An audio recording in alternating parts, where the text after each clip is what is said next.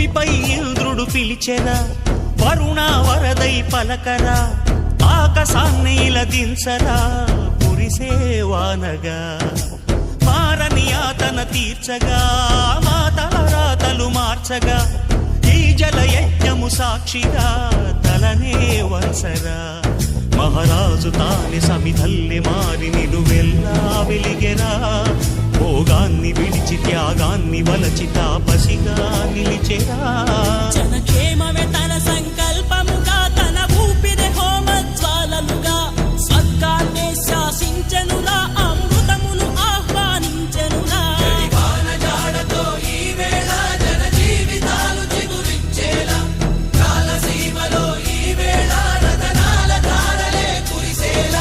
కల్లు కల్లు మని సిరిము వల్లే చినుకే చేరగా, జల్లు జల్లు మని పులకింతల్లో